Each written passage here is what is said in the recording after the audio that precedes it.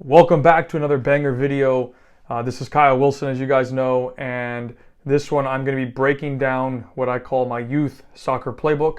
And just for reference, guys, this is going to be the pre-phase to start with. It's going to be the entire series eventually, but this is the pre-phase, and I'm going to have each phase for you along the way. And remember, there are 5 phases: pre-phase, phase 1, phase 2, phase 3, and phase 4, all broken down in the playbook.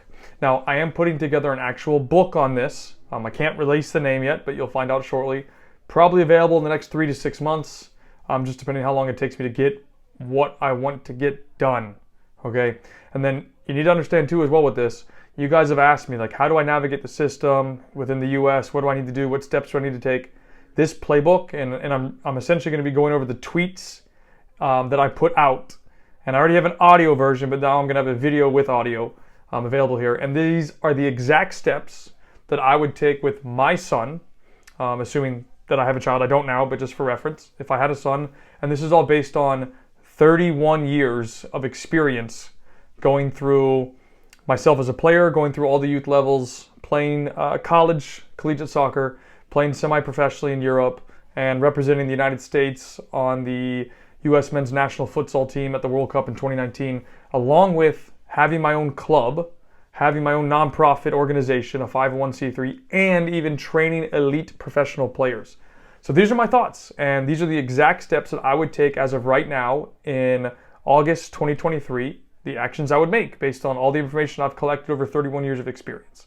So I will be looking to my left. That's where I have the tweets set up so I can read them and acknowledge details about them, okay? So we're going to start with the first one, and we're going to get into this. So without further ado, let's make it happen. Now, this is the exact blueprint of what I would do if I had a child going through the system, okay, the U.S. system. And again, it's based on what I've learned, what I've experienced, what I've seen, what I've dealt with. And the whole point of this is to give you a pathway and ideas to give your child the most realistic chance of actually reaching the next level. I put pro in this, but reach the next level could be college or professional, okay? This is also assuming that you cannot leave the country, so you can't move to another one. You can visit other ones, but this is basically you're staying here. Maybe it's that you're not willing to take the risk, whatever it is. It's your situation, but in this demo that I'm giving you with the playbook, it's me. We're staying here. We will travel overseas for some trips, but we're here to live, okay? So like I said, the 5 stages: pre-phase, phase 1, phase 2, phase 3, and phase 4. And a very important note for you guys, training starts at home. Very important you understand that. Training, education, development all starts at home. So pre-phase, so what is it? Pre-phase is from birth to 4 years old. So birth to 4 years old, that's the pre-phase, okay? And the idea with this is you're trying to set the foundations of a future, hopefully, professional player, to Division I college player, whatever you're looking for. In this case, it's what I'm looking for, and we want to try and put him on the path to become a pro. So the first thing we want to do, okay, actually I want to give you the targets. So I want to start with the targets first. So targets of the pre-phase. So this is the things that we want to achieve in it, okay? We want to achieve comfortability with dribbling and core skills. Okay, so dribbling, touches on the ball. Language other than native, I'm going to touch on this shortly. Basic, and I mean basic, 1-versus-1 concept. Okay, a player versus a player. They're going to learn the native language through school, and I'm going to touch on this shortly. Introduce juggling probably if my son is mature enough, and we want to watch, experience, be around a lot of football. Okay, so first part of this, we want to expose the player, so my son, to as much football as possible. This could be going out and watching games. It could be pro games. It could be watching training sessions. It could be youth games. We're just trying to get my child to see as much football as possible. Okay, and even in training, it doesn't even matter what it is. The other thing we're going to do is, as much as possible, give him a ball. Very small ball to start, like probably a size 1 or something, where he's just going in and touching it. Now, a lot of people, what they do is they make them pass. Kick it, pass it. Nope. We're going to use the words like dribble, push, touch, pull, shift, right? Trying to develop the core skills in dribbling.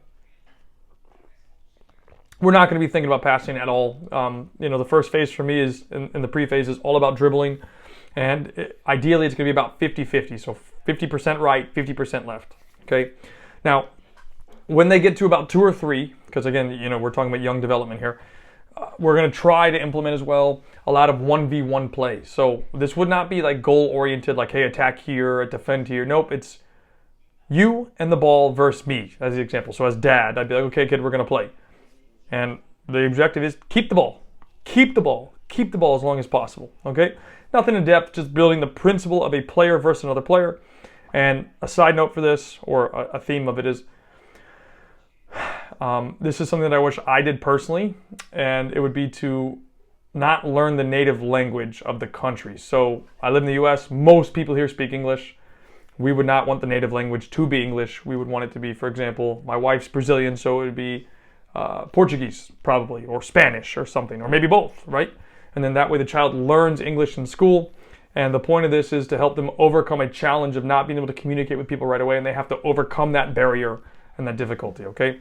So continuing on, so again, throughout the whole phase of the pre-phase, we're going to just work on so much of dribbling, touching the ball, and 1v1. Probably around 3, maybe 4, then we can start incorporating attacking and defending sequences where it's, attack and defend, right? But it'd just be a 1v1 game where they're doing that, not like in an actual training session, okay? And then if the player is mature enough, we're going to incorporate basic juggling. So this would be, just, for example, bounce the ball, try and pop it up, or maybe one and catch, right? Just an introduction to juggling, nothing extensive, nothing crazy. It's just to give them the platform to, again, be successful, okay? And then, like I said, for language, they're going to learn the native language through school, okay? And a couple of other things real quick, really last part with the pre-phase.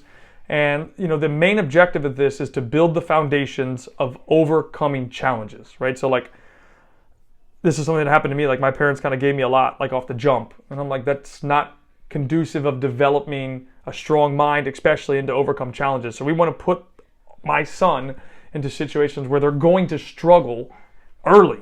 Like, again, not being able to communicate well with people means that he has to learn that through school. That's going to be hard for him, and he's going to have to overcome that challenge. And it's going to take time, but that'll pay off, in my opinion, in the long run.